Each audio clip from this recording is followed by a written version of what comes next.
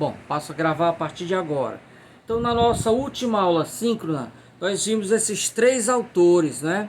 José da Silva Maia Ferreira é quem inaugura em livro a poesia em Angola. Aliás, nas 5 ex-colônias de Portugal na África.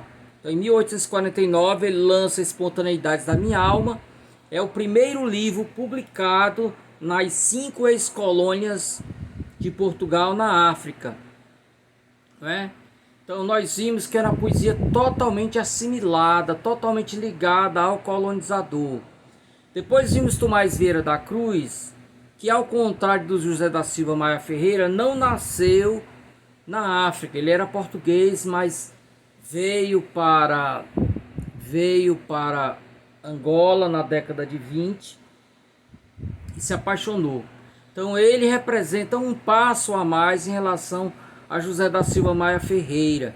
Ele já vai trazer a cultura de Angola, a língua de Angola, não é? E finalmente, nessa transição, chegamos a Geraldo Bessa Vitor.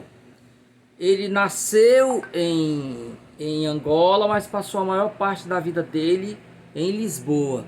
Então ele já vai dar mais um passo, representa mais um passo em direção ao que virá depois, que é o motivo da nossa aula de hoje.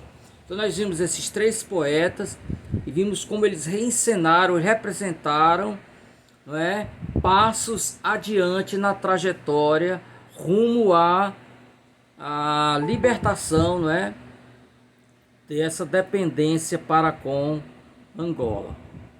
Só um segundo, tenho que liberar pessoas aqui. Então, na aula passada, pessoal, que ela foi assíncrona, então eu mandei para vocês a aula gravada e mandei também os slides. Nós vimos uma discussão sobre a prosa colonial. Então vimos a poesia colonial e aí depois vimos a prosa colonial. Eu pedi muito que vocês lessem o texto de número 6, que é um conto estendido. Ele não é um conto, ele também não é um romance. Ele é mais ou menos, se assemelha, pessoal, ao nossa... Espera só um minuto aí. Ao nosso Simão Bacamarte lá o alienista, não é, gente? Pela manhã é complicado. Então é o Simão Bacamarte lá da Casa Verde, né? Que é também um texto que gravita entre o conto e o romance em termos de estrutura, de extensão. Então é um livro pequenininho que vocês leem numa sentada, não é? É um livro rápido, de linguagem fácil também. Aqui e acolá tem algumas expressões em quibundo, mas no final do livro há um vocabulário, né, com o significado das palavras. Então hoje eu inicio essa aula revisando um pouco sobre o livro Nyamuturi, que significa Senhora Viúva em Quibundo, né? E vou falar um pouco sobre ele para a gente entrar realmente no assunto central da aula de hoje, tá ok? Então, gente, eu vou colocar aqui os slides, mas nós não veremos os slides na íntegra não, que vocês já têm, não era uma coisa para vocês estudarem de bastidores. Então, da mesma forma, pessoal, que o Tomás Vieira da Cruz, poeta, não é? O Alfredo Troni também não era africano. Isso vai acontecer com vários autores. Vocês verão, por exemplo, em relação ao Luandino Vieira, que também nasceu em Portugal e veio morar em Angola.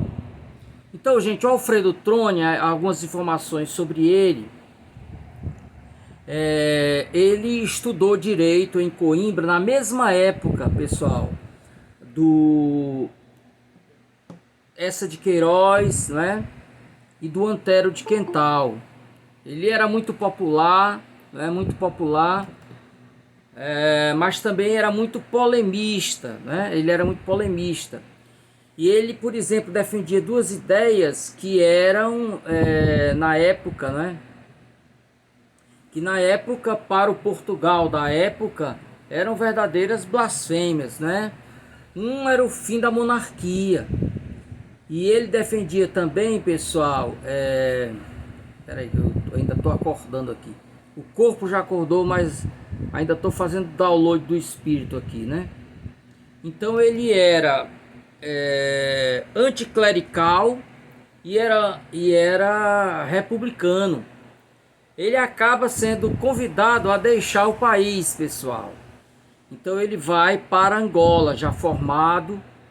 E lá em Angola, a primeira providência dele foi fundar jornais. Além de advogado, era também jornalista.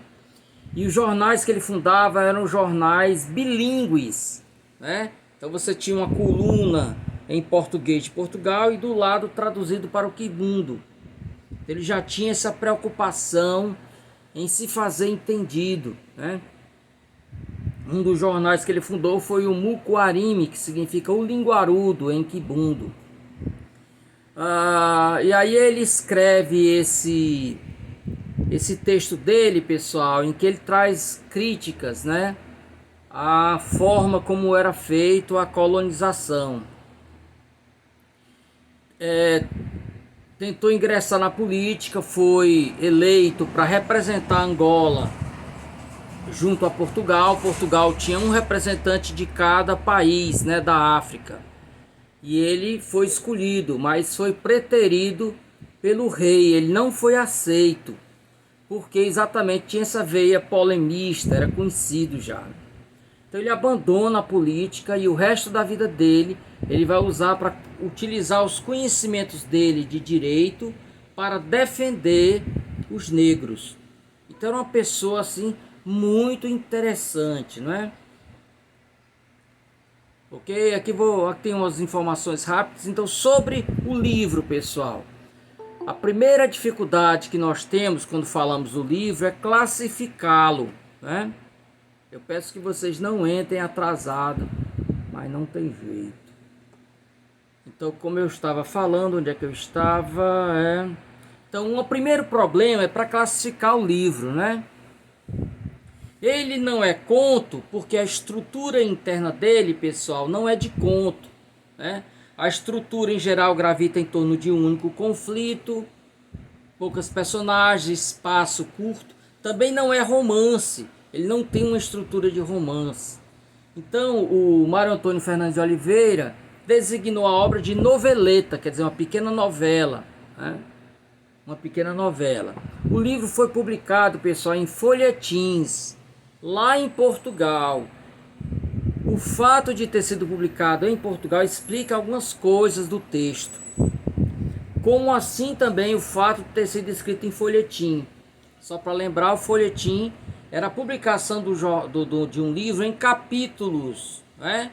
Geralmente muito curtos, em capítulos que você fazia num jornal.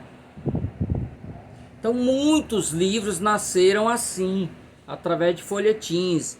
É o caso de Memórias do Sargento de Milícias, né? E outros tantos romances que surgiram em folhetins. O fato de ter sido escrito em folhetins explica os capítulos muito curtos.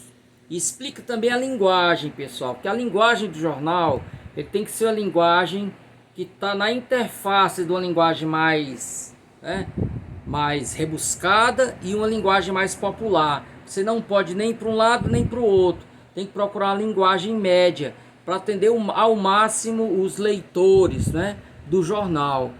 Então a linguagem,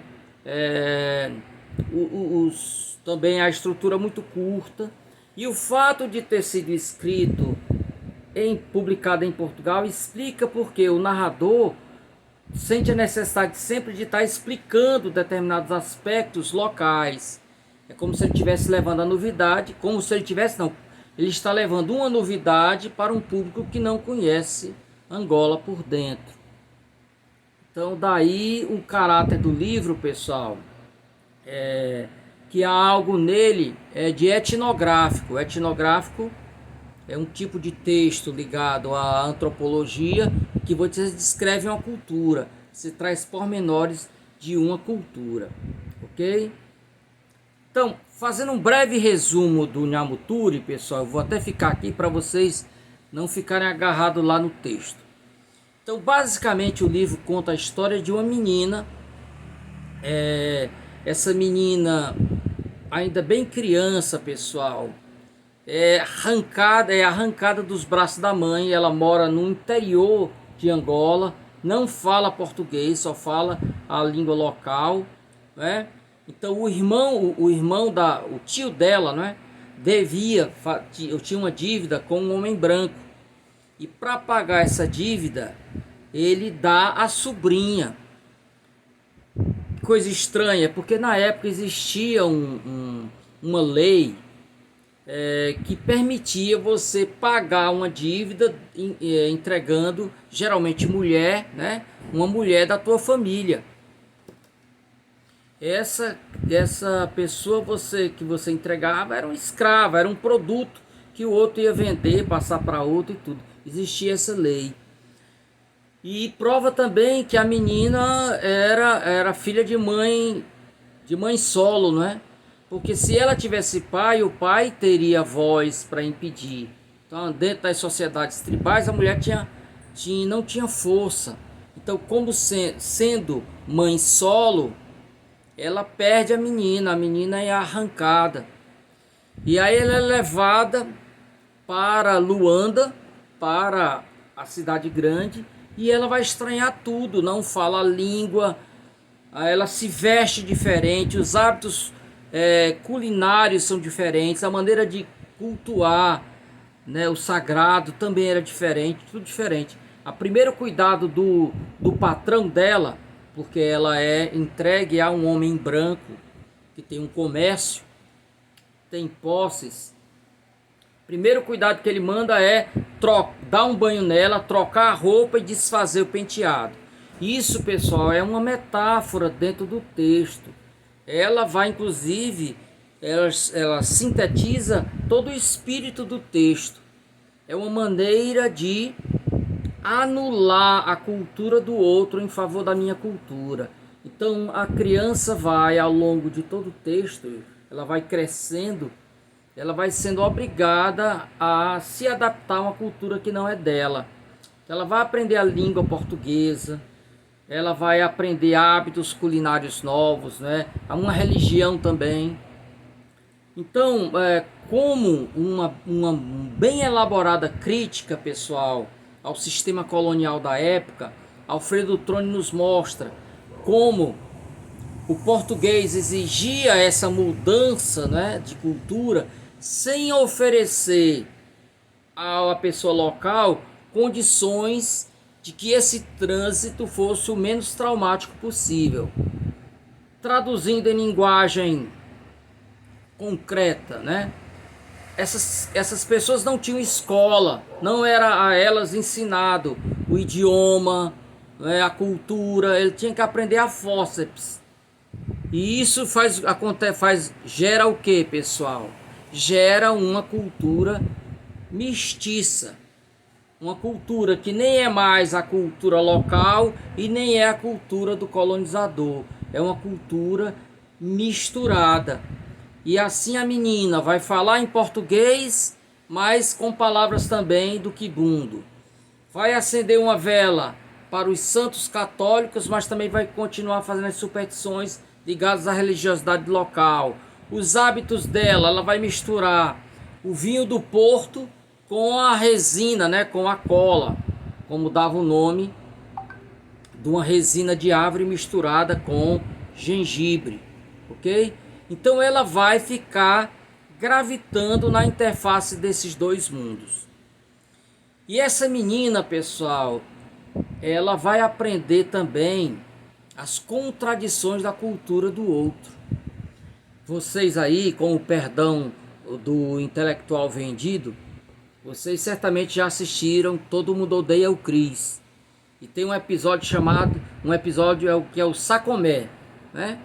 O Chris simplesmente vai fingir que está namorando com a menina mais bonita do bairro, para poder conquistar, né, o aplauso de todos os outros que querem o coração da menina.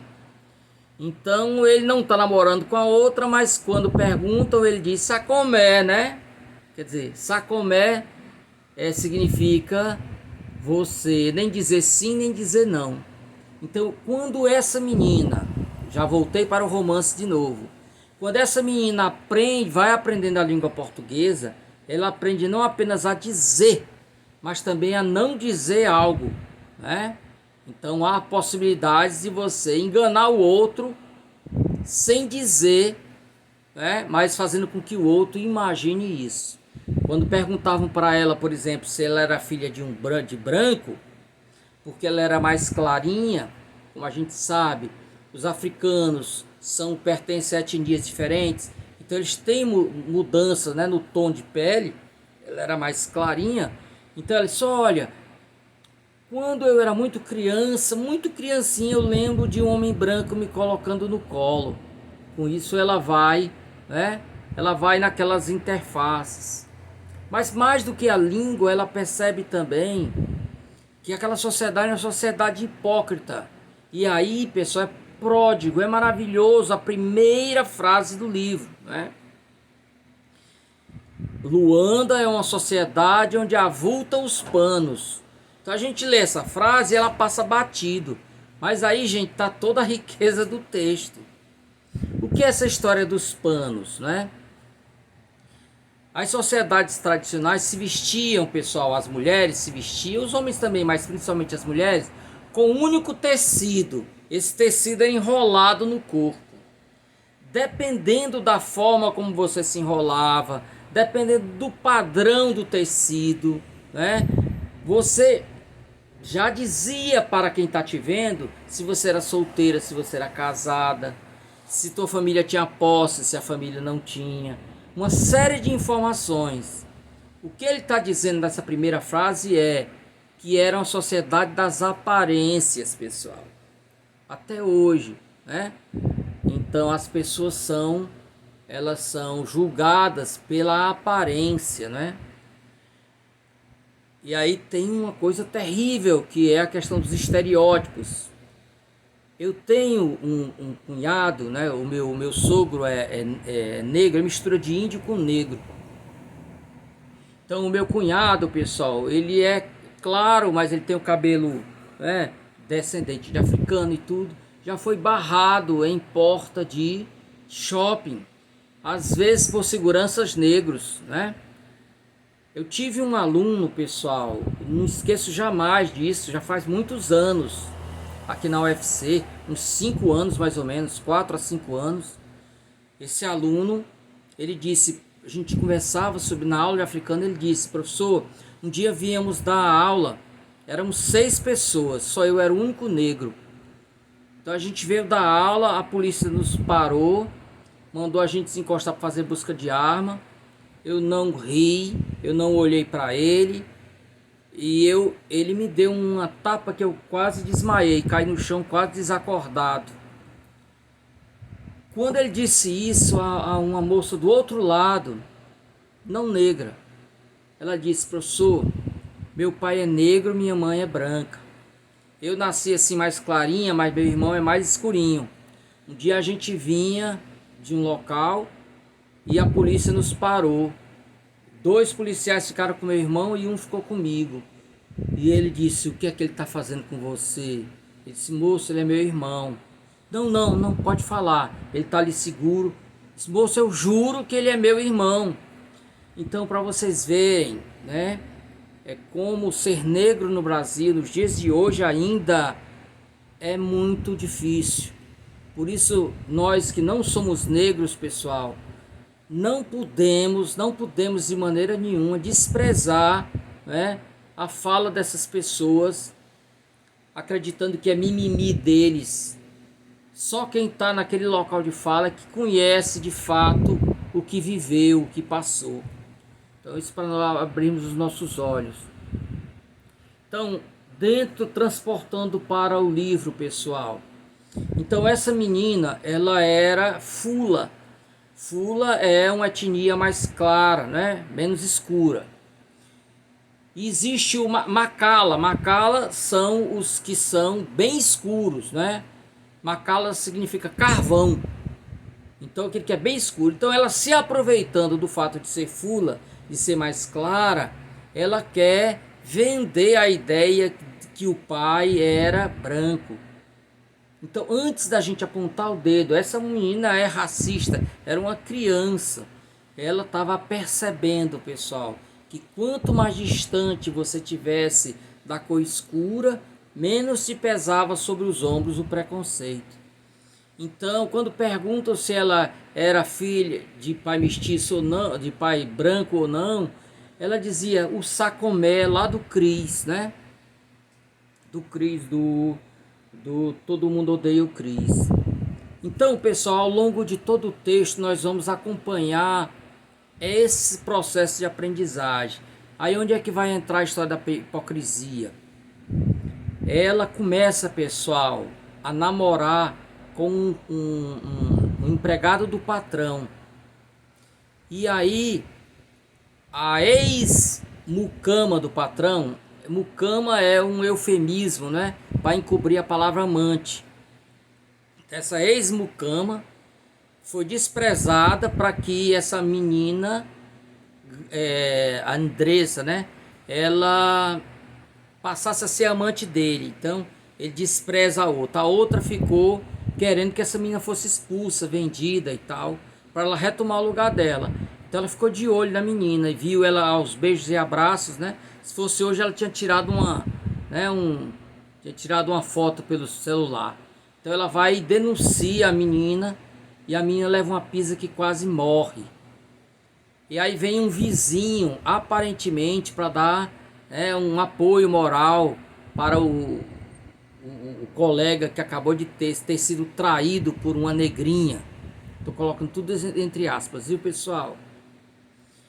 E aí disse, olha, nem todo mundo tem a sorte de ter a mucama que eu tenho. E aí a menina escutando, toda moída, escutando pelas frestas da porta, né? Sabendo que a mucama dele era quem o mais traía. Então ela percebe que não precisava ser pura. O importante era o que, pessoal? Eu estou olhando, vocês vão me ver olhando de lado aqui, porque eu estou olhando mais para a câmera que eu estou gravando. Então, gente, ela percebe que mais do que ser, o importante é parecer ser, né? Então não adianta ser pura, o importante é parecer pura. Então isso faz parte do processo de aprendizagem. Ela vai viver 1001 aventuras. É claro que não é 1001 aventuras, é só uma forma de dizer. Várias aventuras que vão mostrando a ela a hipocrisia da sociedade. Quando o patrão morre, ele deixa a herança para ela. Então do dia para a noite, ela que era uma pessoa marginal, assim, uma figura, né, passa a ser o centro das atenções daquela sociedade. Mas ela percebe que todos que se aproximam dela é apenas pelo dinheiro. E aí ela resolve um dia se afastar daquela sociedade, morando fora do centro mesmo da cidade, só com uns poucos amigos, né? E aí termina o texto de uma maneira muito interessante, quando ela dá um arroto e alguém pergunta o que ela diz, são falatos. Então, outra gracinha que passa despercebido, né? Primeiro ela fala a palavra errada, que não é falatos, é flatos. Segundo que ela confunde alhos com bugalhos, né? O flato é o pum, né? Então ela confunde essa ventosidade que vem do estômago com a ventosidade que vem dos intestinos, né? Ela quer mostrar que é sabida.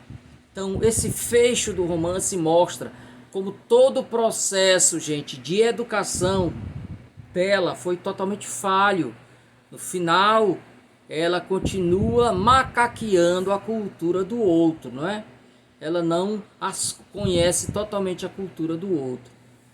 Há um livro que eu sempre cito, e eu não vou deixar de fazê-lo agora, que é o Dialética da Colonização, do Alfredo Bós. Ele mostra como o processo de demonização da cultura do índio, pessoal, fez com que o índio absorvesse a cultura do estrangeiro de uma maneira totalmente torta.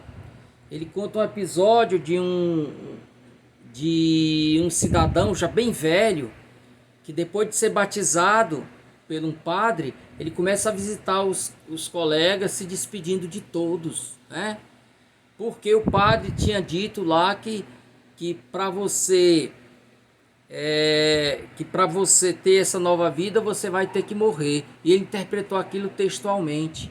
Outro interpreta a palavra anjo, gente, de maneira totalmente torta. Como não existia a palavra anjo em Tupi-Guarani, nem na mitologia, né, Tupi, o padre juntou a palavra mensageiro com a palavra asa, que é o que significa anjo na linguagem, né, no hebreu, né? É o mensageiro alado, né? Então, os índios ficavam olhando atrás das costas de um cidadão que trabalhava como mensageiro da tribo para ver se estava nascendo asas atrás das costas dele. Então é isso, é o processo de assimilação a fórceps, né? Você aprende a cultura de outro de uma maneira totalmente, né, inusitada. Então há vários episódios engraçados, né? Outros nem tanto.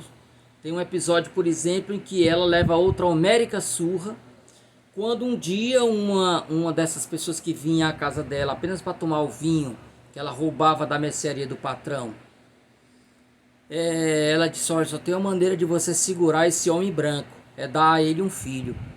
Então ela começa a fazer orações para Nossa Senhora e ao mesmo tempo fazer superstições da religião dela. Uma delas é colocar os restos mortais, né? O cadáver de um galo com crista, com tudo,